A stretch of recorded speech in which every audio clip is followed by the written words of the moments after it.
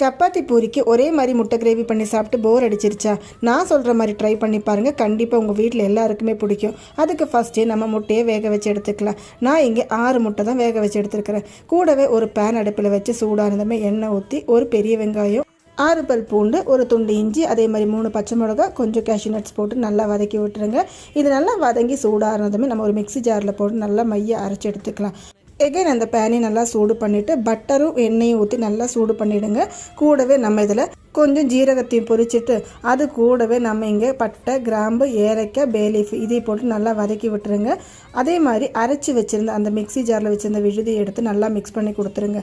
இது மிக்ஸ் பண்ணும்போது நம்மளுக்கு எவ்வளோ தண்ணி தேவையோ அந்த தண்ணி நம்ம போட்டுக்கலாம். நல்லா மிக்ஸ் பண்ணும்போது கூடவே கொஞ்சம் உப்பு ஆட் பண்ணிக்கோங்க. அது மட்டும் மறந்துடாதீங்க. சொல்ல மறந்துட்டு, இந்த கிரேவிக்கு கேஷ்யூ நட்ஸ் இல்லாட்டினாலும் நம்ம பரவாயில்ல, பொட்டுக்கடலை ஆட் பண்ணிக்கலாம். உங்ககிட்ட என்ன இருக்கோ அதை ஆட் பண்ணிக்கலாம். இப்போ இந்த கிரேவி நல்லா கொதிச்சு வந்துட்டு இருக்குது. இந்த டைமில் நம்ம ஒரு பேன் அடுப்பில் வச்சுட்டு அதில் கொஞ்சம் எண்ணெய் ஊற்றி மஞ்சள் தூள், மிளகாய் தூள், பெப்பர் பவுட்ரு, அதே மாதிரி கொஞ்சமாக சால்ட்டு போட்டுட்டு நல்லா மிக்ஸ் பண்ணி விட்டுருங்க.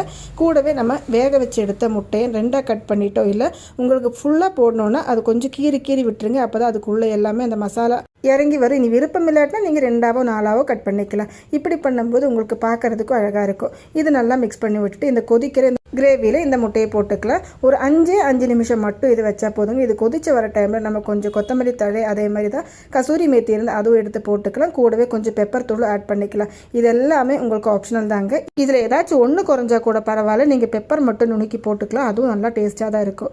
சூப்பரான சிம்பிளான ஒரு கிரேவி ரெடி ஆயிடுச்சுங்க. உங்களுக்கு பார்க்கும்போது கொஞ்சம் பெரிய வீடியோவாக தோணாலும் இது ஒரு டேஸ்ட் அருமையாக இருக்கும். கண்டிப்பாக நீங்கள் ட்ரை பண்ணி பாருங்கள். இப்போ இந்த வீடியோ இவ்வளோதாங்க. இந்த வீடியோ உங்களுக்கு பிடிச்சிருந்தா மறக்காமல் சப்ஸ்கிரைப் பண்ணுங்கள். ஓகேங்க, பை. நெக்ஸ்ட் வீடியோவில் பார்க்கலாம்.